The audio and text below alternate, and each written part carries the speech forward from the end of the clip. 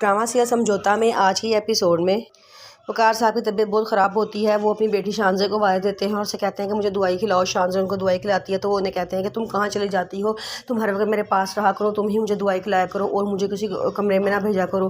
वो कहती है कि अच्छा चलें ठीक है, मैं ही आपको दवाई खिलाऊंगी। फिर वो अपनी पप्पो के पास जाती है और जा कहती है कि आप अभी और इसी उस लड़की को, औरत को घर से बाहर निकाल दें, मैं उसे एक मिनट भी यहाँ बर्दाश्त नहीं कर सकती। पप्पो कहती है कि तुम कैसी बातें कर रही हो शानज़े, तुम बच्ची नहीं हो, तुमने निकाह को मजाक समझ के रख लिया है।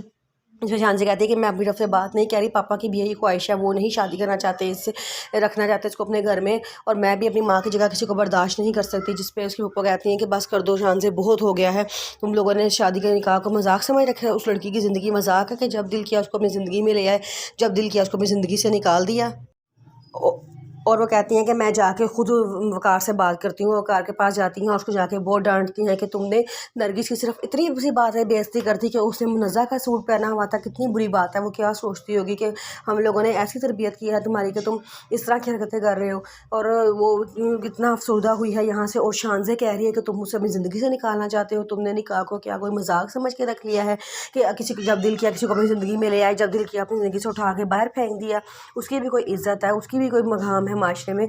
क्या लोग कहेंगे कि नहीं शादी हुई थी, शोहर ने क्यों घर से निकाला, क्या वजह बताएंगे सारी। वो बेचारी तो इतनी मासूम सीधी सादी सी सबका ख्याल रखने में लगी रहती है और तुम लोग उसे एक्सेप्ट ही नहीं कर रहे।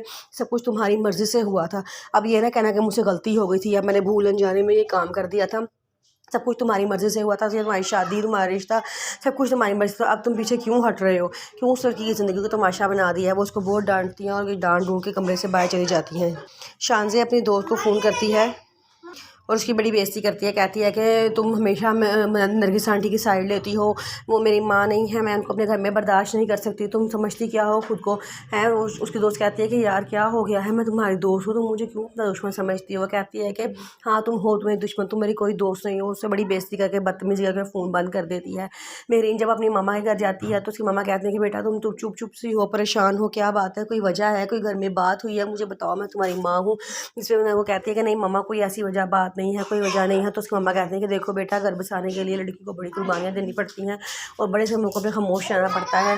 तुम खामोश रहा करो, तुम कोई बात का जवाब ना दिया करो। जिसमें वो महरीन कहती है कि मामा उसका निकाह, पापा का निकाह मैंने करवाया था ना, तो सब मेरे पीछे पड़ गए हैं। वो शानज़े तो मुझे ही कसूरवार समझती है और हर वक्त मुझसे बदतमीज़ी करती रहती है और उसको चुप कराने वाला कोई नहीं होता, कोई नहीं है जो उसकी ज़बान पकड़े, उसको खामोश करवाए। इस बात में मैं बड़ा अपसेट हूँ। उसकी मम्मा कहती है कि नहीं बेटा तुम्हारी कंडीशन ऐसी नहीं है, तुम परेशानी या टेंशन ना लिया करो, तुम बस खुश रहा करो, जो कुछ कहता है उसे कहने दिया करो, तुम उनकी बातों पर ध्यान ही ना दिया करो, अपना ध्यान बटा लिया करो, किसी और कोई और कामों में लग जाया करो।